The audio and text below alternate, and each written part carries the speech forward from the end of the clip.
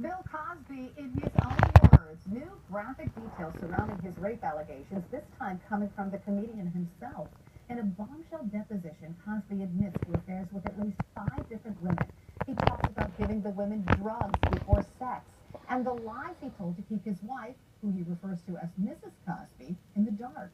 Cosby answered questions as part of a 2009 lawsuit that Andrea Constand brought against him for allegedly drugging and sexually assaulting her.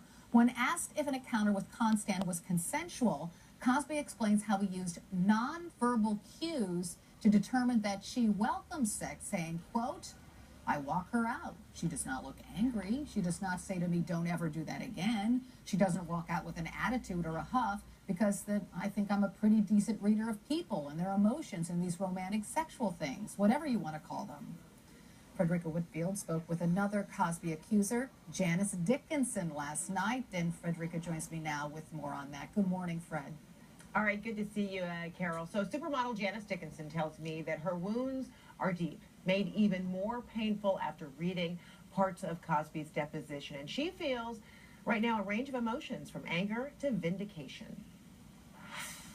Did reading the details of this deposition, or that knowing that it's now been unsealed and many are reading through it, did that also mean that it's been an emotional journey for you just within the past 24 hours? Yes, absolutely. There's no doubt about it. There's no way to put into words the depth of misery, pain, and humiliation that I and the other women, and all women and men that have gone through. And men. Make sure you include everyone. Non-consensual drugs and rape. It altered my behavior. My family's been embarrassed and humiliated.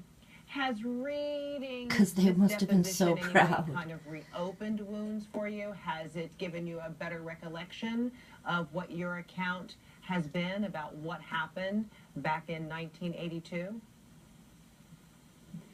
There's no words to even. I'm angry. I'm confused. I don't have any healing yet that's taken place. The nightmares that occur every night, you know, the sense memory, the taste, you know, and the cadence of these unsealed court records, or these sealed court records that have just been made unsealed public, have just got me really sad. I'm really upset. Aww. Explain to me What how you mean this by has further upset? upset you, because I remember last December you telling me, describing back in 1982, you all were in a Is she hotel trying room, so you hard went to to his cry? room willingly, and that you say that he gave you some sort of drug, and when you woke up, your account was you were in pain and you were certain that he raped you. When you read through this deposition now and read that he said he pursued young women for sex and that there were quaaludes involved, how does that help your account? How does it change your account? Does it add more details for you? It just, I keep reliving the same sick feeling, you know, in my soul. Aww. And in my body. It's the memories are still there, and every time I think about it and I hear new information, it still takes me back to that actual night, like it happened yesterday, and it's back in 1982, and it sickens me. But I have to be strong. I have to be strong for my, you know, our daughters, our sisters, our mothers, our aunts, our cousins. I have to be strong for women. I have to do this. It's the right thing to do. The court of public opinion now believes what happened. Congratulations. I mean, we're telling the same story again and again. You know, underage women No one gave this monster permission. I promise you, no, I didn't give him permission. I'll only speak for myself. Because that is the word that he uses in this deposition, that it was consensual. I don't believe that, Frederica. I do not believe that at all. Ever. I will never believe that. I can only speak with what happened to me. I did not consent to having consensual sex. How could I? I was drugged.